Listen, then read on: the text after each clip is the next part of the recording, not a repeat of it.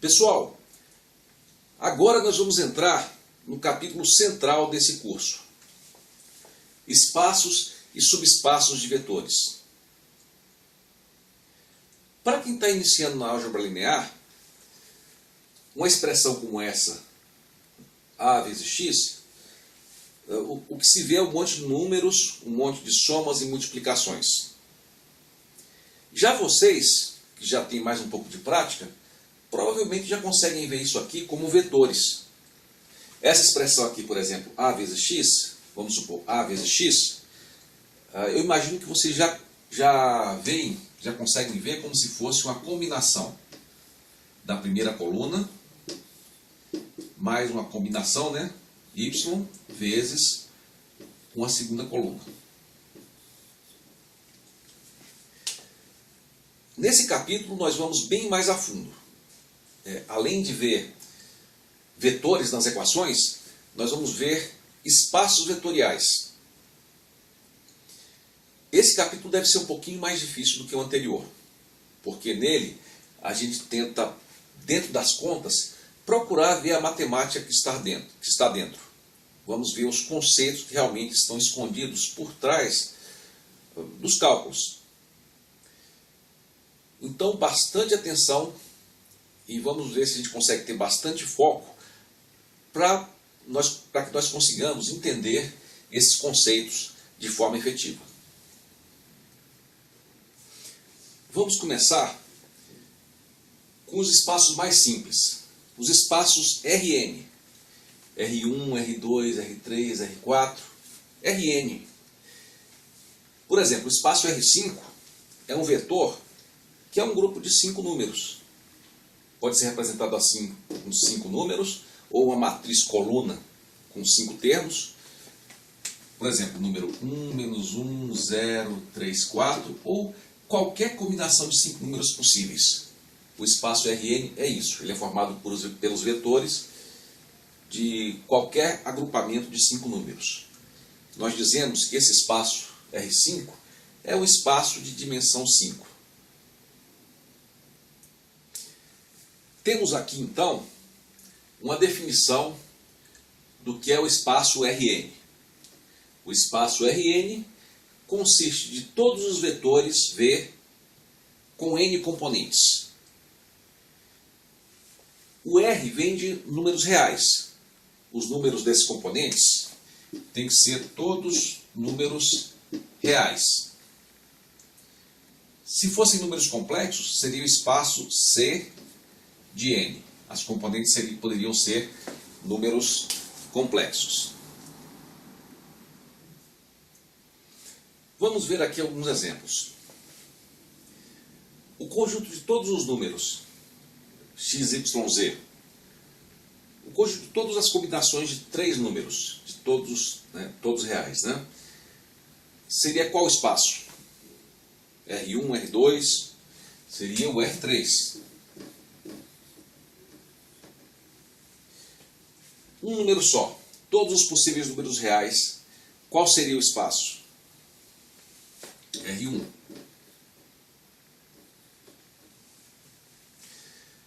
Uma outra representação para vetores é essa aqui. Nós já vimos essa aqui, parênteses e você listar as componentes.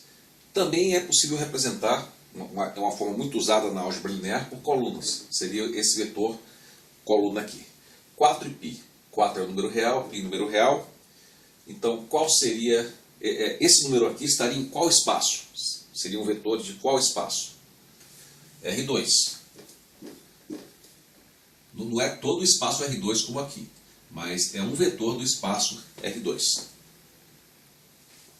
E esse aqui seria um vetor que pertence a qual espaço? Tem 6 componentes, R6. Vou botar mais um vetor aqui, pessoal. Esse vetor aqui, ó, composto pelo número 1 mais i, 1 mais 2i. Onde o i... Isso aqui é um número complexo, outro número complexo. Esse vetor estaria em qual espaço? Ele pertence a qual espaço? Se fosse real, seria R2. Como é complexo, então é C2. Sobre o espaço Rn, pessoal, notem que o espaço R1, R2 e R3 tem representações gráficas. Por exemplo, é comum você representar o R2 plotando num plano XY o espaço. Você plota um componente no X, o outro no Y, e você pode plotar vetores do R2 nesse plano XY. O R3 também, X, Y, Z. Você pode também representar de forma gráfica. Apesar de muitas vezes o vetor não ter natureza de gráfico, você enxergar eles num gráfico pode ser útil muitas vezes. Já do R4 para cima não é possível. O que você faz quando você tem R4, R5, R6 é simplesmente fazer os cálculos de maneira análoga ao que você faz para o R2 e o R3. Pessoal, essa coisa de representar vetores em gráficos já foi inclusive vista nos primeiros vídeos.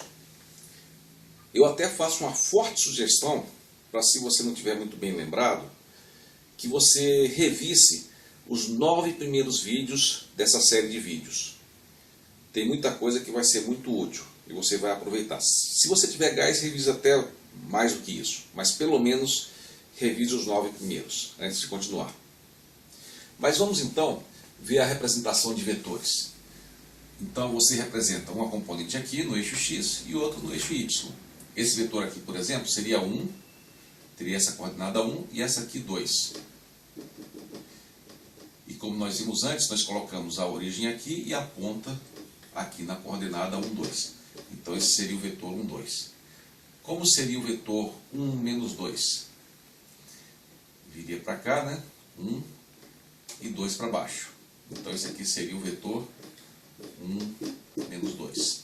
Menos 1, menos 2, como é que seria? Menos 1, menos 2. Ok? E assim por diante. O 2, 1, como é que seria? 2, 1. Seria esse aqui. 2, 2, 1. E esse aqui, pessoal, é um vetor do R2? Os números são irracionais, né? É π, mas eles são reais. Vou desenhar aqui separado. Então, o E, se não me engano, 2.718, né? Então, 1, 2, por aqui. E o π, 3.14. 1, 2, 3.14, por aqui. Então, esse aqui é o vetor EΠ, ou EPI, se você preferir assim. Ok? E esse aqui, em 3 dimensões? Esse aqui. Bom, nós revimos isso nos vídeos também, nos primeiros vídeos da série. Nós temos aqui, então, vamos supor que é o x, y, z. Né? X igual a 1, y igual a 2, z igual a 3. Revejam como plotar esses gráficos, tá, pessoal? Inclusive como dar a ilusão de 3 dimensões. Então seria esse vetor aqui. Ok? Você pode representar no espaço tridimensional. Pessoal, para que você tenha um espaço vetorial, não basta você ter o grupo de vetores. Não basta você dizer, todos os vetores com tal característica. Você também tem que ser capaz de fazer algumas operações. Uma delas é o seguinte: multiplicar número por um vetor. Número aqui eu quero dizer um número no R1. A gente chama de escalar. Né? É um número, uma constante, um número C, um número K ou C, 2, 3. É um número que não é, como só tem uma dimensão, a gente chama de escalar, porque não é vetorial. Tá? Então, uma propriedade é essa: você tem que ser capaz de multiplicar um número por um vetor. Como é que você faz essa multiplicação? Vamos supor aqui, você tem o escalar 2 e vai multiplicar por esse vetor no R3. O resultado é o que você obtém multiplicando, como na multiplicação de matrizes, né? O número vezes cada um dos componentes. E aqui está o resultado. Então, sempre temos que ser capazes de multiplicar um escalar C, um número C, por um vetor. Nós vamos ver daqui a pouco também que no espaço vetorial, o resultado dessa multiplicação tem que ser um vetor que também está dentro do espaço. Mas vamos voltar a isso daqui a pouco. Por enquanto, só se lembrem como multiplicar um número por um vetor. E outra operação que nós temos que ser capazes de fazer em espaços vetoriais é somar dois vetores. Então, supondo que nós temos dois vetores do mesmo tamanho, né? Aqui no caso, vetores do R3, vetores com 3 componentes. Quando eu somo esses dois vetores, a soma é simplesmente somar cada um dos componentes na posição certa, né? Então, soma o primeiro componente com o primeiro, o segundo com o segundo e o terceiro com o terceiro, obtendo um vetor. Então aqui você tem V1 mais V2 igual a esse V3. Nós vamos inclusive ver que nos chamados espaços vetoriais, você tem que ser capaz de somar dois vetores que estão no espaço, e vamos ver daqui a pouco que o resultado também vai ter que estar dentro desse espaço. Então você vai ter que ser capaz de somar esses dois vetores, e essa soma, o resultado dessa soma, vai ter que estar no espaço. Mas vamos ver isso aí mais tarde. Por enquanto, vejam bem, tentem assimilar bem como é a soma de vetores. Pessoal, vimos então as operações de multiplicação de um escalar por um vetor e a soma de dois vetores. Outra operação muito comum é a combinação linear. Combinação linear de dois vetores. É simples, na verdade o que você faz é fazer as duas coisas ao mesmo tempo. A soma e a multiplicação por escalar. Então, a combinação linear desses dois vetores, vamos dizer que eles geram um terceiro vetor V, e a combinação linear desses dois vetores vai ser o seguinte: você multiplicar um escalar, um número escalar, vamos chamar de K1 por V1, e uma outra constante K2 por V2. Então, K1 vezes V1 vai dar um vetor, K2 vezes V2 vai dar também um vetor, e a soma desse vetor com esse vetor vai dar um terceiro. Isso é o que se chama de uma combinação linear. E dizemos que V é uma combinação linear de V1 e V2. Vamos ver um exemplo. Vamos supor que o vetor V1 fosse 1, 2, 3. E o vetor V2 fosse menos 2, 3, 2.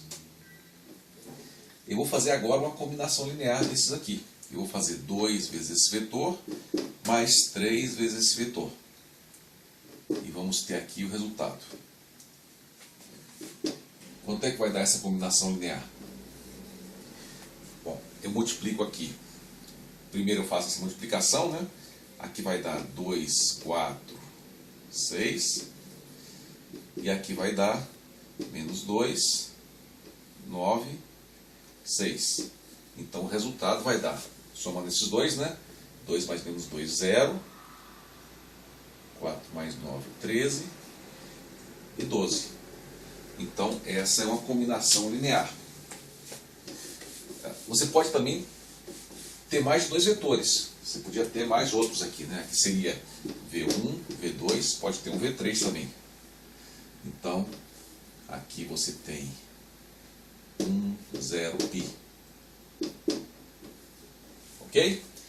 Então, essa é a operação da combinação linear. Pessoal, agora vamos definir Espaço de vetores, ou espaço vetorial. A primeira parte do espaço de vetores é o grupo de vetores que faz parte desse espaço. Por exemplo, eu posso dizer que o meu grupo são todos os vetores do espaço R2, ou representando, né, no plano, seria todos os vetores de todas as regiões do R2. Mas não basta só definir o grupo de vetores. Eu também tenho que definir regras dos vetores. E no espaço de vetores eu tenho sempre que ser capaz de fazer duas regras. Uma é a multiplicação por escalar. Se eu multiplicar, eu tenho que ser capaz de ter uma regra para multiplicar uma constante por qualquer vetor V1 que esteja no espaço. Então eu tenho que ser capaz de multiplicar uma constante ou um escalar por qualquer vetor. E o resultado tem que dar um outro vetor, e esse vetor também tem que estar dentro do espaço. Essa é a primeira regra que todo espaço vetorial tem que satisfazer. A segunda regra é a da soma. Se você pegar quaisquer dois vetores, V1 e V2, dentro do espaço vetorial, tem que ter uma regra para somar esses dois vetores. Tem que existir essa regra. E além disso, o vetor resultante dessa operação de soma tem que estar dentro do espaço vetorial. Isso sempre tem que acontecer. Então, para você ter um espaço de vetores, o seu conjunto de vetores e as suas regras de operação dos vetores tem que seguir essas características. Sempre. Inclusive é comum você já fazer as duas características combinadas numa só. Você diz o seguinte: no espaço vetorial, no seu conjunto de vetores, sempre tem que acontecer o seguinte: a combinação linear de dois vetores, quaisquer que sejam, né? Se eu procurar quaisquer constantes, quaisquer escalares que eu multiplicar aqui, um positivo, negativo, eu tenho que obter um outro vetor, e esse vetor tem que estar dentro do espaço. Ok? Então, essa é um resumo daquelas duas regras. Isso tem sempre que ser satisfeito.